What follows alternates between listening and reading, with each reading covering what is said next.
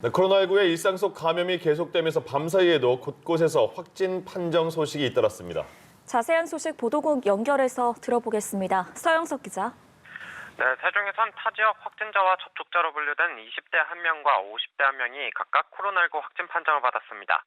대전에서도 전북 익산의 확진자와 접촉한 50대 부부가 나란히 양성 판정을 받았고, 충남 서산에선 서울에서 대학에 다니고 있는 20대 여성과 이 여성의 친구가 확진됐습니다. 제주도에선 해외 입국자 1명이 확진 판정을 받으면서 81번째 확진자가 나왔는데요. 여기에 더해 서울 지역 확진자 3명이 확진 판정을 받기 전인 지난달 23일부터 3박 4일간 제주를 여행한 것으로 알려져 우려를 낳고 있습니다. 수원에서는 수원지검 검사 1명이 확진 판정을 받아 현직 검사 중 첫 사례가 나오기도 했습니다.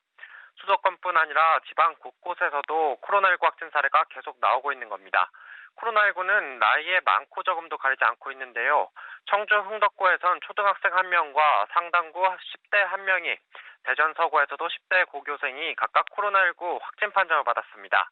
강원도 속초에선 동일 집단 격리 중인 요양원에서 100세 입소자 1명이 추가로 코로나19 양성 판정을 받았습니다.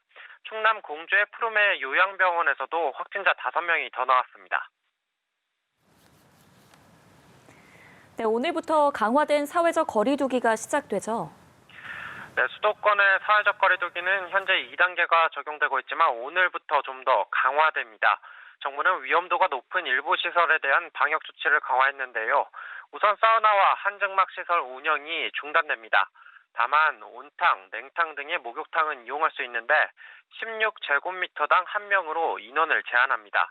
헬스장도 일단 문은 여는데요. 운동기구나 러닝머신처럼 혼자서 하는 운동은 거리를 유지한 채 할 수 있지만 실내 체육시설 중 에어로빅, 줌바, 킥복식 등 격렬한 단체 운동은 운영이 중단됩니다.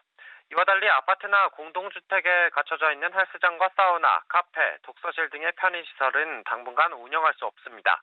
호텔, 게스트하우스 등 숙박시설이 주관하는 연말 연시 행사나 파티도 모두 금지됩니다.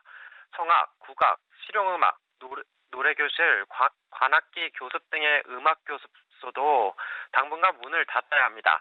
다만 대학 입시 일정을 고려한 수업은 금지 대상에서 제외됩니다.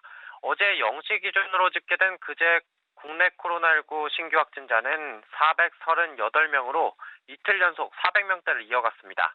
지금까지 보도국에서 전해드렸습니다.